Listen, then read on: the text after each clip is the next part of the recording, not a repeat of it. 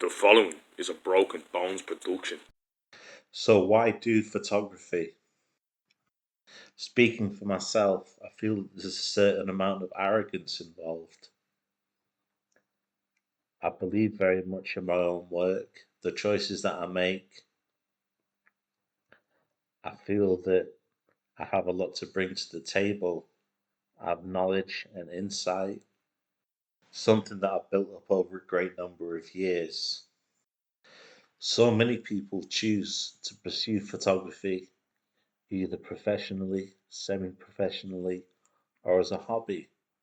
So why would I invest time into doing it myself when so many people are already doing it? One thing that drives me is the will to do something unique, something that has possibly never been attempted before. For me, the real joy of photography is that for a brief moment of time, I can be free of any other thoughts. It's just me and the subject and my intentions. I'm able to tell a story the way I personally want it told. As a result, my body of work becomes my own editorial view of what reality is, and I become the person who decides what to show and not show through editing and framing.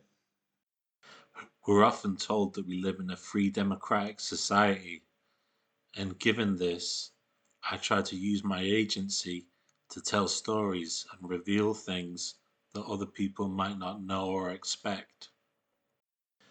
The photography also gives me the opportunity to explore the nature of truth, truth being something that I, as the photographer, decide on.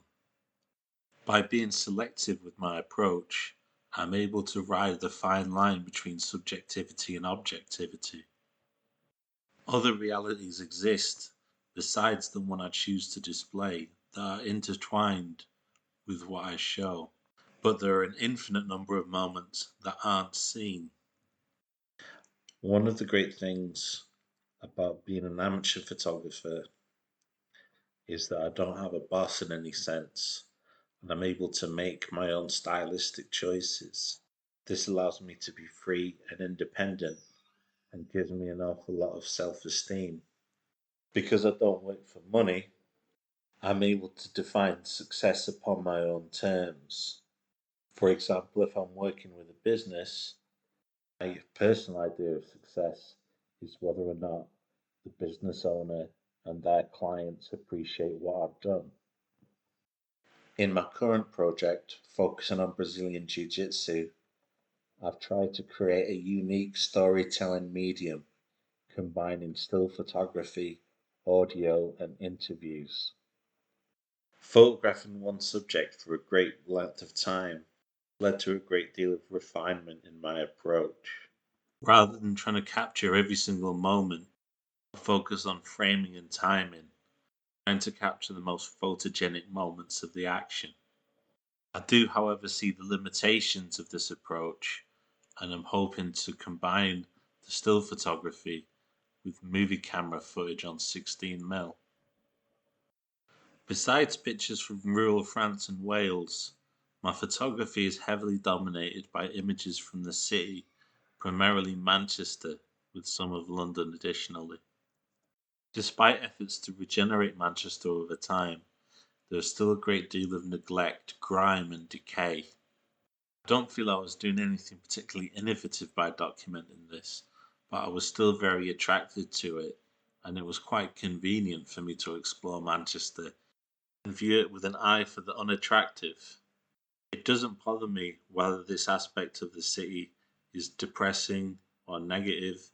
I just liked it because it was there and it was true. That the unpalatable nature of some of the images was emotionally stimulating. The work wasn't particularly socio political, more a look at the comings and goings of modern life. In a lot of ways, this particular style of street photography was quite easy. It just required me to have a good internal compass and a knowledge of the streets of Manchester.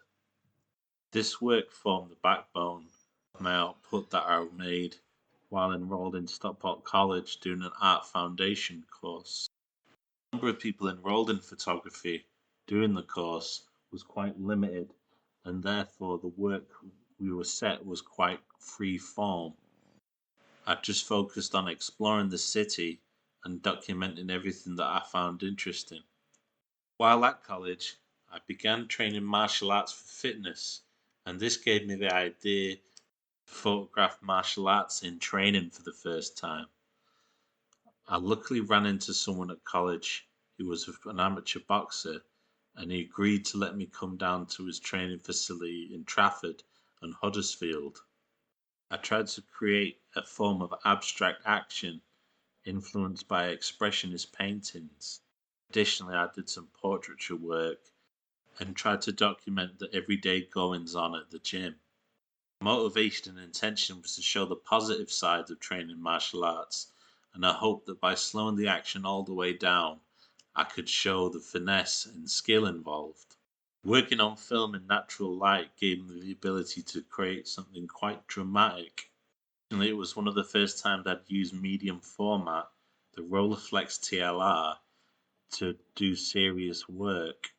I knew very little about the format at the time and was amazed by the amount of detail and realism I could create simply by finding the right subject and being patient. Successful completion of my college course, I enrolled in Falmouth University doing photography as a degree. I was very much out of place in Cornwall, away from the big sights of the city. Additionally, I was substantially older than many of the other people on the course. I had a hard time socializing. Did, however, had a fantastic opportunity to use the darkroom to the best of my ability and enjoyed learning fundamental photography skills. If there was one positive thing about my time in Cornwall, it was the proximity to Plymouth. I spent a great amount of time exploring Plymouth and consider it to be some of my best work. In a particularly low place at the time, and I feel that the project was primarily about that misery. The season went into a particular sense of desolation and emptiness, perhaps a little bit of fear, power of the season to affect our mood, and the power of nature.